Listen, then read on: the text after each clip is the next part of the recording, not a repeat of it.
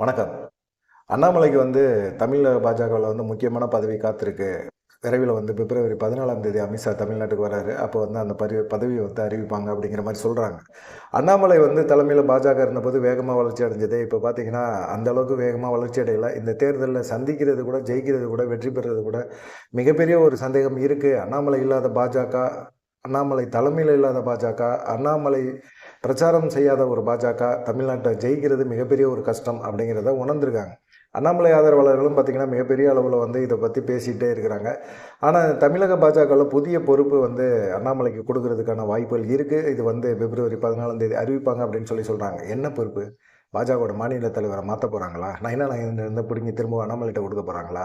தேர்தல் சமயத்தில் அதெல்லாம் செய்ய மாட்டாங்க. அதனால் அதை விட உயர்வான ஒரு பகுதி இவங்க எப்படி எல்லாமே சேர்ந்து கேசவ விநாயகம், நைனா நாகேந்திரன், எடப்பாடி பழனிசாமி எல்லாம் சேர்ந்து ஒரு தொகுதி பொறுப்பாளராக ஒரு எல்லைக்குள்ளே ஒரு குறுக்கி அவரை செயல்பட விடாமல் நினைச்சாங்களோ, அதை விட வீரியமாக வெளியேறி மிகப்பெரிய ஒரு ஆலமரமாக செயல்பட போகிறாரு அப்படிங்கிறது தான் தெரியுது. ஏன்னா பாஜகவோட மிகப்பெரிய முக்கியமான ஒரு கட்டமைப்பு உள்ள ஒரு விஷயம் என்னன்னு கேட்டிங்கன்னா, பாஜகவோட சக்தி கேந்திரா அப்படின்னு சொல்லி ஒரு அமைப்பு இருக்குது. இந்த அமைப்போட தலைவராகிறதுக்கு இல்லை தலைமை பொறுப்பாளர் பதவி அண்ணாமலை கொடுக்கறதுக்காக ஆர்எஸ்எஸும் பாஜகவும் பேசி முடிச்சுட்டாங்க அப்படின்னு சொல்கிறாங்க. பிப்ரவரி 14ஆம் தேதி இது அமித்ஷா சேலம் வராரு. சேலம் வரும்போது இது அமித்ஷா இந்த தகவலை சொல்லுவார் அப்படின்னு சொல்கிறாங்க. சக்தி கேந்திராவா அப்படின்னா என்ன அப்படின்னு பார்த்தீங்கன்னா, தேர்தல் பணிகளை மேற்கொள்ளக்கூடிய ஒரு அமைப்பு இது. வாக்குச்சாவடிகள் எல்லாத்தையுமே பலப்படுத்தி அதை ஃபுல்லாக பூத் கமிட்டி முதற்கொண்டு எல்லாத்தையுமே நிர்வகிக்கக்கூடிய ஒரு விஷயம் இந்த சக்தி கேந்திரா அப்படின்னு சொல்லக்கூடிய ஒரு விஷயந்தான்.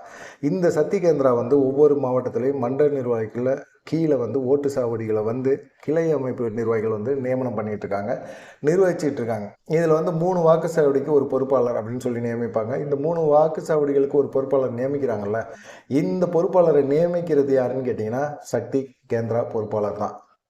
புரியுதுங்களா? இப்போது பூத்து கமிட்டியை அவர் மாநில தலைவர் இது பண்ணாலும், இந்த பூத்து கமிட்டியை நிர்ணயிக்கக்கூடிய ஒரு 3 வாக்குச்சாவடிகளுக்கு ஒரு பொறுப்பாளரை நியமனம் பண்ணக்கூடியது யாருன்னு கேட்டிங்கன்னா சக்தி கேந்திராவோட தலைமை பதவி. இந்த தலைமை பதவிக்கு அண்ணாமலை வந்தால் தேர்தல் வியூகம் முதற்கொண்டு எல்லாமே அவரால் செயல்படுத்த முடியும் அப்படின்னு சொல்லி நம்புகிறாங்க, சொல்கிறாங்க, செய்கிறாங்க. அதன் மாதிரி பார்த்திங்கன்னா வாக்குச்சாவடி பொறுப்பாளர்களை ஒருங்கிணைக்கணும். அப்புறமா அதிக அளவில் தேர்தல் வாக்களிக்க மக்களை கூட்டிகிட்டு வர்றது பாஜகவில் ஒரு அடிமட்ட ஒரு கட்டமைப்பு அப்படின்னு சொன்னீங்கன்னா சக்தி கேந்திரா தான். மீதியெல்லாம் மற்ற விஷயங்கள்லாம் பெரிய விஷயங்களே கிடையாது. சக்தி கேந்திராவில் தலைவர் பதவி இல்லை தலைமை பொறுப்பாளர் பதவி அண்ணாமலைக்கு வந்துச்சு அப்படின்னா கண்டிப்பாக மிகப்பெரிய அளவில் ஒரு 25,000 பேரை அவர் கட்டுப்பாட்டுக்குள்ளே அவர் சொல் பேச்சை கேட்கக்கூடிய அளவுக்கு, கண்ட்ரோல் பண்ணக்கூடிய அளவுக்கு அவர் கொண்டு வர்றார். ஏற்கனவே காவல்துறை உயரதிகாரியாக இருந்தவர். அவருக்கு கட்டுப்படுத்தி அவங்கள செயல்படுத்துறதுக்கு மிக முக்கியமாக அவரால் முடியும் அப்படிங்கிறத பிஎல் சந்தோஷம் உணர்ந்திருக்கிறாரு, அமித்ஷாவும் உணர்ந்திருக்கிறாங்க, எல்லாமே உணர்ந்திருக்கிறாங்க. ஆர்எஸ்எஸ் அமைப்புமே உணர்ந்திருக்குது. அண்ணாமலைக்கு இந்த முக்கியமான பதவி இப்போ கொடுத்துருவாங்க அப்படிங்கிற மாதிரி சொல்கிறாங்க. இந்த பதவி வந்துச்சுன்னா அண்ணாமலை எல்லாத்துக்கும் மேலே டாப்பில் தான் இருப்பார். அண்ணாமலை பேச்சை தான் எல்லோரும் கேட்குற மாதிரி இருக்கும். தேர்தல் வியூகம் வைக்கிறதுலேருந்து தேர்தலேருந்து இதெல்லாமே செயல்படுத்தக்கூடிய ஒரு முக்கியமான பதவி அவருக்கு கிடைக்கிது அப்படிங்கிறது தெரியுது. அண்ணாமலை எந்த அளவுக்கு எடப்பாடி பழனிசாமி டம்மியாக்கணும்னு நினச்சாரோ, இது வீரியமான விதை. இது குழி தோண்டி புதைச்சி வச்சாலுமே இது அப்படியே வீறிக்கிட்டு அப்படியே நிலத்தை பொழந்துக்கிட்டு தான் வளர்ந்துக்கிட்டே இருக்குது. அதனால் எடப்பாடி பழனிசாமி சரி, நைனா நாகேந்திரன் சரி, அண்ணாமலைக்கு எதிராக செயல்பட்டாலும் சரி, அண்ணாமலைக்கு எதிராக என்ன வேணாலும் நகுத்தலாம், என்ன வேணாலும் பண்ணலாம், நம்ம பேச்சை கேட்பாங்க அப்படின்னாலும் கண்டிப்பாக அண்ணாமலை விதைக்கப்பட்ட வீரியமான விதை. அது முளைச்சே தீரும் அப்படிங்கிற மாதிரி தான் சொல்கிறாங்க அண்ணாமலை ஆதரவாளர்கள் எல்லாரும்.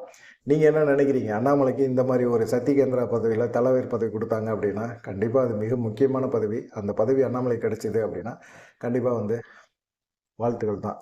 நன்றி, வணக்கம்.